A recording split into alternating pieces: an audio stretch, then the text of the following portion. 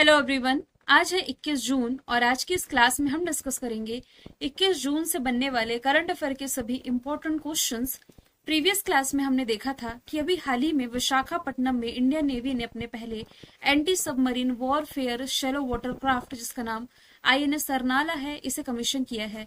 Aberdeen university, इसने नवी मुंबई में अपना पहला भारतीय कैंपस स्थापित करने की इसे मंजूरी मिल चुकी है।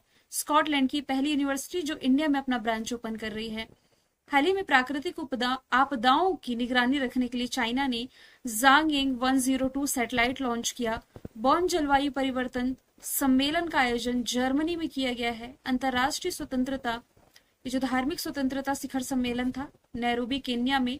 भारतीय राजमार्गों पर यात्रा के लिए भारत सरकार ने 3,000 रुपए कीमत वाले वार्षिक पास की घोषणा करी है। ईरान में फंसे भारतीयों को सुरक्षित निकालने के लिए भारत ने ऑपरेशन सिंधु चलाया। प्राइम मिनिस्टर नरेंद्र मोदी ये क्रोएशिया का दौरा करने वाले पहले भारतीय प्राइम मिनिस्टर बने। चर्चे में रहे पोल वॉल्ट खिलाड़ी आर्मन डुप्लांटिस स्वीडन से संबंधित हैं। और संयुक्त राष्ट्र ने किस दिन को बलपूर्वक उपायों के विरुद्ध अंतर्राष्ट्रीय दिवस घोषित किया? तो ये 4 दिसंबर का दिन है। सभी क्वेश्चंस हमने देखे हैं कल की क्लास में। शुरू करते हैं आज का हमारा पहला सवाल। सवाल है कि यूएस वर्ल्ड यूनिवर्सिटी रैंकिंग में कौन सा भारतीय संस्थान टॉप पर है? यूएस वर्ल्ड यूनिवर्सिटी रैंकिंग ये 2026 के रिलीज कर दी है, जिसमें कि आईआईटी दिल्ली है जो कि भारत की तरफ से टॉप का संस्थान रहा है। 19 जून 2025 को यूएस वर्ल्ड यूनिवर्सिटी रैंकिंग 2026 में आईआईटी दिल्ली को पहले स्थान पर रखा गया है। ओवरऑल यदि हम देखें तो आईआईटी दिल्ली को पूरी दुनिया में 123वां स्थान मिला है। तो दिल्ली को ये जो 123वां स्थान मिला है ना, जो कि यूएस वर्ल्ड यूनिवर्सिटी रैंकिंग में किसी भी भारतीय संस्थान द्वारा हासिल की गई सर्वोच्च रैंकिंग है अभी तक की। लगातार 14th ईयर यदि देखा जाए तो अमेरिका की जो एमआईटी है, यानी कि मैसाचुसेट्स इंस्टीट्यूट ऑफ टेक्नोलॉजी, ये लगातार 14th वर्ष दुनिया का सर्वश्रेष्ठ संस्थान बना हुआ है। यदि दुनिया के सर्वश्रेष्ठ संस्थान की मैं बात करूं तो एमआईटी अमेरिका का टॉप पर है, फिर लंदन का इंपीरियल कॉलेज, अमेरिका का स्टैनफोर्ड यूनिवर्सिटी, अमेरिका का ही यूनिवर्सिटी ऑफ ऑक्सफोर्ड, अमेरिका की ही Harvard University, University of Cambridge, फिर है स्विट्जरलैंड का ईटीएच, सिंगापुर का National Institute of Singapore, America के यूएसएल और कैलिफोर्निया इंस्टीट्यूट ऑफ टेक्नोलॉजी। यदि आप इस टॉप 10 इंस्टीट्यूट पर नजर डालें ना, तो 1, 2, 3, 4, 5, 6 और 7, यानी आप ये देख सकते हैं कि टॉप 10 में से जो 7 टॉप के संस्थान हैं ये अमेरिका से ही हैं। भारत के जो टॉप संस्थान इसमें शामिल रहे हैं आईआईटी दिल्ली, आईआईटी बॉम्बे और आईआईटी मद्रास, जिसमें कि सबसे टॉप पर आईआईटी दिल्ली है। ओवरऑल इसकी रैंकिंग 123 है। आईआईटी बॉम्बे की ओवरऑल रैंकिंग 129 है और आईआईटी मद्रास की ओवरऑल रैंकिंग रही है 180। अब यदि आप ऑप्शंस में अन्य आईआईटीज का नाम देख पा रहे हैं तो आईआईटी मद्रास, आईआईटी खड़गपुर और आईआईएम अहमदाबाद, इन सभी के बारे में हम फैक्टर डिस्कस कर लेते हैं। Indian institute of science Bangalore, इसने अत्यधिक रक्त थक्के से बनने से रोकने के लिए एक नया नैनोएंजाइम विकसित किया है। आईआईटी खड़गपुर ने ग्रीन मार्ग का चुनाव करने के लिए यूजर्स को ड्रम नामक वेब विकसित किया है। ड्रम यानी कि dynamic route planning for urban green mobility. स्तन कैंसर का समय रहते पता लगाने के लिए आईआईटी मद्रास ने पहला कैंसर जीनोम एटलस लॉन्च किया है। डीआरडीओ और आईआईटी हैदराबाद ने भारत की सबसे बड़ी धातु 3D प्रिंटेड मशीन का अनावरण किया। देश का पहला हाइपरलूप टेस्टिंग ट्रैक तैयार हुआ आईआईटी मद्रास के कैंपस में बना है। नेशनल इंस्टीट्यूट रैंकिंग फ्रेमवर्क में आईआईटी मद्रास टॉप पर है। और आईआईटी दिल्ली ने हाई स्कूल की लड़कियों को ट्रेन करने के लिए किसमें, स्टेम में, साइंस में, टेक्नोलॉजी में, इंजीनियरिंग में और मैथमेटिक्स में ट्रेन करने के लिए मनस्वी मेंटरशिप पहल की शुरुआत की है।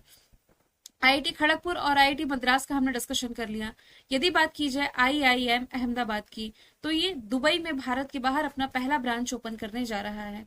सवाल नंबर है दूसरा, कैलाश मानसरोवर यात्रा पर जाने वाले प्रत्येक श्रद्धालुओं को किस राज्य सरकार ने 1 लाख रुपए देने की घोषणा की है?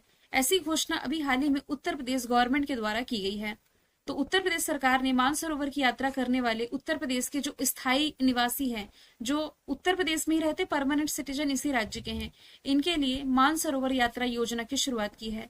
इसके तहत मानसरोवर की यात्रा करने वाले श्रद्धालुओं को उत्तर प्रदेश सरकार 1-1 लाख रुपए देने जा रही है। अब यहाँ से महत्वपूर्ण है कैलाश मानसरोवर। ये है कहाँ पर? देखिए, ये जो कैलाश मानसरोवर है ना, ये तिब्बत में स्थित एक क्षेत्र है। और तिब्बत किसके क्षेत्राधिकार में आता है? ये आता है चाइना के क्षेत्राधिकार में। तो कैलाश पर्वत और ये जो मानसरोवर झील है, दोनों इस क्षेत्र में ही स्थित है। और बेसिकली यदि देखा जाए तो हिंदू, बौद्ध, जैन और तिब्बती धर्मों के लिए पवित्र ये माने जाते हैं। वैसे इसकी लोकेशन की बात की जाए ना, तो कैलाश मानसरोवर ये राजधानी से, जो दिल्ली है हमारी, यहाँ से लगभग 800 से 900 किलोमीटर, एग्जैक्ट यदि आप देखेंगे गूगल में तो 865 किलोमीटर दूर है।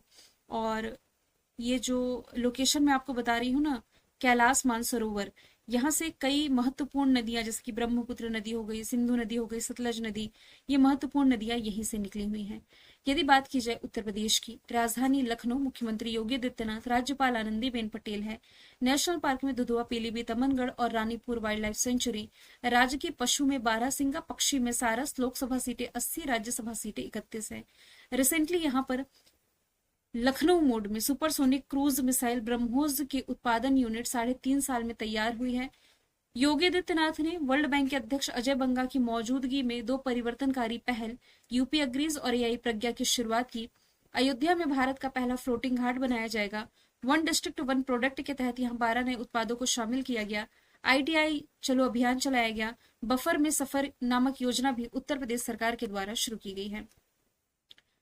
इनिशियल स्टेज पर ब्रेस्ट कैंसर का पता लगाने के लिए सवेरा कार्यक्रम ये लेकर के आई थी हरियाणा गवर्नमेंट।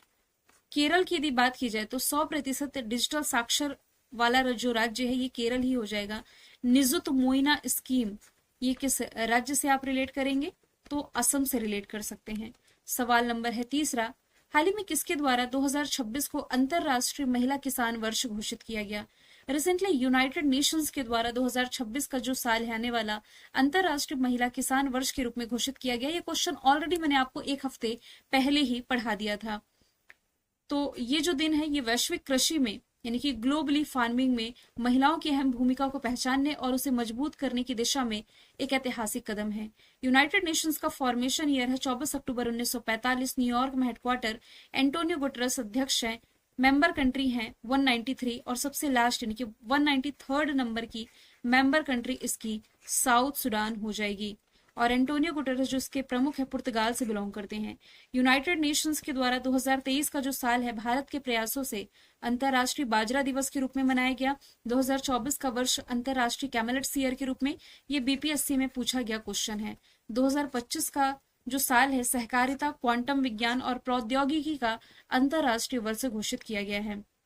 वर्ल्ड बैंक की यदि बात की जाए तो वर्ल्ड बैंक के जो प्रमुख हैं, इनका नाम अजय बंगा हो जाएगा। वर्ल्ड बैंक और IMF दोनों का हेडक्वार्टर वॉशिंगटन DC में है। पेरिस में हेडक्वार्टर है यूनेस्को का हेडक्वार्टर, जबकि यूनिसेफ का हेडक्वार्टर आप पढ़ते हैं न्यूयॉर्क में।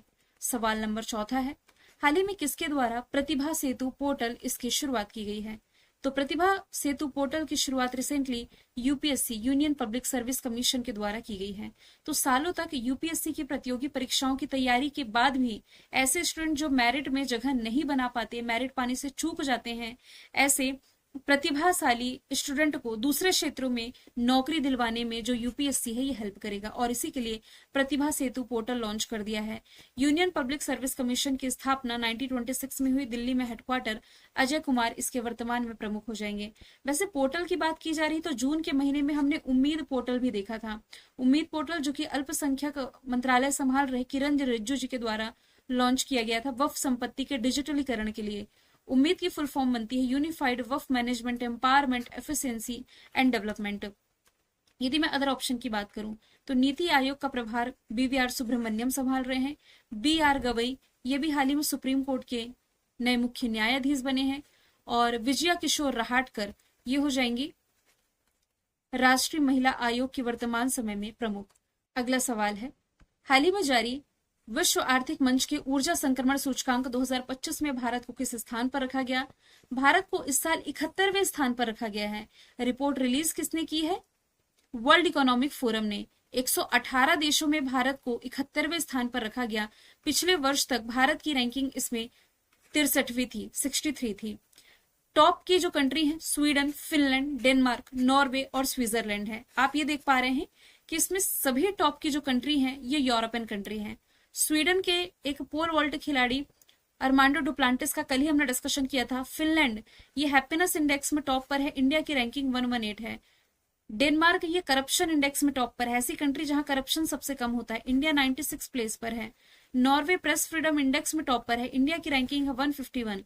वैसे स्विट्जरलैंड ये किस इंडेक्स में टॉप पर है, तो यहाँ एक लिस्ट पूरी तरीके से मैंने ऐड कर दी है। जैसे कि इनोवेशन की बात की जाए, नवाचार सूचकांक की, तो स्विट्जरलैंड इसमें टॉप पर रहा है। लास्ट ईयर ये रैंकिंग रिलीज की गई थी, इंडिया को 39 प्लेस पर रखा गया। फटाफट से एक बार रिवीजन करें, अभी हाल ही में climate change performance index release किया गया, भारत 10वें स्थान पर रखा गया, टॉप पर इसमें डेनमार्क था। वर्ल्ड हैप्पीनेस इंडेक्स ये हम देख चुके। आतंकवाद सूचकांक में बुर्किनो फासो टॉप पर, इंडिया 14 में। फ्री एक्सप्रेशन इंडेक्स में इंडिया है 24 प्लेस पर। पीस इंडेक्स में टॉप पर Iceland, India 116। Gender gap report में टॉप पर आइसलैंड, इंडिया 129। करप्शन इंडेक्स में ये हम देख चुके। लॉजिस्टिक परफॉर्मेंस इंडेक्स में टॉप पर Singapore, India 38। Freedom expression index में, माफ कीजिएगा, फ्रीडम एक्सप्रेशन हो गया। प्रेस फ्रीडम इंडेक्स ये भी हम देख चुके। हंगर इंडेक्स में इंडिया 105 है। पहला वैश्विक प्रकृति संरक्षण सूचकांक में 176 है। आर्थिक स्वतंत्रता सूचकांक में 84 है और यात्रा पर्यटन विकास सूचकांक में 39 प्लेस पर रखा गया है। सवाल नंबर 6वां है, दुनिया भर में विश्व शरणार्थी दिवस कब मनाया जाता है, तो जून महीने की 20 तारीख को, यानी कि कल के दिन ही वर्ल्ड रिफ्यूजीज डे मनाया गया। वर्ल्ड रिफ्यूज डे, या आप इसे कह सकते हैं एक ऐसा समुदाय जो एक स्थान से दूसरे स्थान तक पलायन करते रहते, उनका एक स्थायी निवास नहीं होता। तो ये जो दिन है उन लाखों लोगों को समर्पित है जो अपने देश में युद्ध, हिंसा या आतंकवाद या और भी कई कारण हो सकते हैं, इससे पीड़ित होकर के एक स्थान से दूसरे स्थान तक पलायन करने के लिए मजबूर होते हैं या किसी अन्य देश में शरण लेने पर मजबूर होते हैं। इस बार के विश्व शरणार्थी दिवस की थीम रही है शरणार्थियों के साथ एकजुटता, यानी कि सॉलिडेरिटी विद रिफ्यूजीज। अगला सवाल है, आज ही के दिन यानी कि 21 जून को आयोजित अंतरराष्ट्रीय योग दिवस की थीम क्या है। आज जो अंतरराष्ट्रीय योग दिवस मनाया जा रहा है, इसकी थीम है एक पृथ्वी एक स्वास्थ्य के लिए योग, यानी कि yoga for one earth one health. सबसे पहली बार इंटरनेशनल योगा डे 2015 में, यानी कि अब से 10 साल पहले मनाया गया था। भारत के ही प्रस्ताव पर यूनाइटेड नेशंस ने 21 जून को इंटरनेशनल डे ऑफ योगा घोषित किया था और इस बार इसके लिए मेजबान शहर विशाखापट्टनम है। जून महीने के जितने भी इंपॉर्टेंट डे रहे, इसमें 1 जून है world milk day, 2 June Telangana का स्थापना दिवस, 3 June world bicycle day, 5 June world environment day, 7 June world food safety day, world ocean day है 8 जून, विश्व बाल श्रम निषेध दिवस 12 जून, विश्व रक्तदाता दिवस 14 जून और मरुस्थलीकरण एवं सूखा रोकथाम दिवस है 17 जून। अच्छा, विश्व संग्रहालय दिवस 18 जून को आपने याद रखना है। सवाल 8वां है, MIT यानी कि मैसाचुसेट्स इंस्टीट्यूट ऑफ टेक्नोलॉजी के पहले भारतीय मूल के प्रोवोस्ट के रूप में किसकी नियुक्ति की गई है, तो अभी हाल ही में जो प्रोफेसर अनंथा चंद्रकाशन है, ये MIT में भारतीय मूल के पहले प्रोवोस्ट नियुक्त कर दिए गए हैं। इंद्रमणि पांडे ये कौन है, तो ये बिम्स्टेक में अध्यक्ष चुने जाने वाले पहले भारतीय बने हैं। यहाँ पर मैंने नाम भी ऐड किया होगा, ये आप देख सकते हैं। बिम्स्टेक के अध्यक्ष बनने वाले पहले भारतीय इंद्रमणि पांडे। पी हरीश यूनाइटेड नेशंस में भारत के स्थायी प्रतिनिधि हैं। Geeta Gopinath International Monetary Fund में डिप्टी MD हैं। ये देखिए गीता गोपीनाथ का नाम, डिप्टी MD IMF में। तो MD कौन है, Kristalina Georgieva. International Olympic committee की पहली महिला अध्यक्ष क्रिस्टी कॉन्वेंट्री। कॉमनवेल्थ की महासचिव सरली बोचवे। यूनाइटेड नेशंस के 80वें सत्र की अध्यक्षता जर्मनी की अनालेना बेयरबॉक करेंगी। ट्विटर की CEO लिंडा याकारिनो। WHO के टेड्रोस अधानोम। यूनिसेफ की कैथरीन रशेल। FATF के एलिसा दे एंद्रेजा माद्रोजो। यूनाइटेड नेशंस के एंटोनियो गुटेरस। ICC के जय शाह। WTO में भारत के स्थायी प्रतिनिधि सिंथियल पांडियन है। WTO यानी कि वर्ल्ड ट्रेड ऑर्गेनाइजेशन में, और वर्ल्ड बैंक के अध्यक्ष अजय बंगा। सवाल 9वां है, किस राज्य ने स्कूलों में हिंदी को सामान्य तीसरी भाषा के रूप में लागू करने की घोषणा की है, तो ऐसी घोषणा रिसेंटली महाराष्ट्र गवर्नमेंट के द्वारा की गई है। महाराष्ट्र सरकार ने एक नया सरकारी आदेश जारी करते हुए कहा है कि राज्य के मराठी और इंग्लिश माध्यम के सभी स्कूलों में कक्षा 1 से 5 तक हिंदी को आमतौर पर तीसरी भाषा के रूप में कंपलसरी पढ़ाया जाएगा। और ये आदेश जो है न्यू एजुकेशन पॉलिसी 2020 के अनुरूप या इसके तहत लागू किया गया है, ये कह सकते हैं। महाराष्ट्र की यदि बात की जाए, कैपिटल मुंबई, मुख्यमंत्री देवेंद्र फडणवीस, राज्यपाल CP राधाकृष्णन है। नेशनल पार्क में संजय गांधी, नवेगांव, पेच नेशनल पार्क है। वित्त वर्ष 2024-25 में सबसे अधिक प्रत्यक्ष निवेश इसी ने प्राप्त किया है। देश की पहली AI यूनिवर्सिटी यहाँ बनेगी। पहला under water museum, pink e rickshaw योजना, भारत की GDP में सबसे अधिक कंट्रीब्यूशन देने वाला राज्य, भारत के सबसे गहरे पानी वाले वधावन पोर्ट का उद्घाटन, गाय को राजमाता की उपाधि देने वाला पहला राज्य, और इस साल का इंडियन आर्मी का परेड पुणे महाराष्ट्र में आयोजित किया गया। सवाल 10वां है, किस शहर में गूगल ने अपना पहला एशिया प्रशांत सुरक्षा इंजीनियरिंग केंद्र खोला? तो ये ओपन किया गया है हैदराबाद में। ऑप्शन ए इसका राइट आंसर है। तेलंगाना के जो मुख्यमंत्री है रेवंत रेड्डी जी ने इसका उद्घाटन किया। गूगल ने एशिया प्रशांत क्षेत्र में अपना पहला और विश्व का चौथा सुरक्षा इंजीनियरिंग केंद्र ओपन कर दिया हैदराबाद में। हैदराबाद मूसी नदी के किनारे बसा हुआ है, देश का पहला डॉग पार्क और देश का पहला गोल्ड एटीएम आप यही रिलेट करेंगे।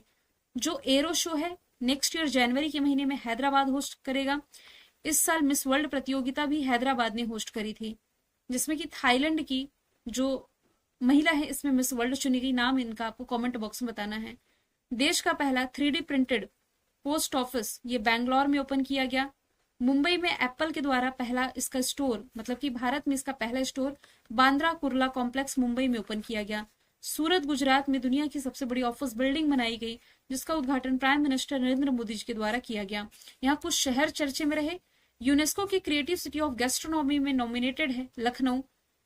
देश का पहला ई वेस्टिको पार्क दिल्ली में, पहली जीन एडिटेड भेड़ कश्मीर ने बनाई, और भारत का पहला waste to wildlife park Noida में, पहली transmedia entertainment city Amaravati, पहली नाइट सफारी लखनऊ में, पहला vertical bifacial solar plant Delhi में, पहला डिजिटल म्यूजियम महाराष्ट्र में, एआई से निर्मित पहली हिंदी गायिका और मॉडल है माया, पहला वेटलैंड सिटी उदयपुर और इंदौर, पहली traffic light free city Kota. Uber ने भारत की जल परिवहन सेवा शुरू की श्रीनगर में, पहला ग्रीन हाइड्रोजन फ्यूल सेल का उद्घाटन लेह लद्दाख में, और पहली सोलर सिटी चुना गया सांची को। मैंने कल आपसे पूछा था प्राइम मिनिस्टर नरेंद्र मोदी को किस देश का सर्वोच्च नागरिक सम्मान दिया गया। आंसर था साइप्रस। आज का सवाल है, हाल ही में जंदान सत्तार गोम्बोजोव किस देश के 34 नंबर के प्राइम मिनिस्टर नियुक्त किए गए। आंसर इसका जो भी आप कमेंट बॉक्स में बताइए। मिलेंगे नेक्स्ट वीडियो में। Thank you so much.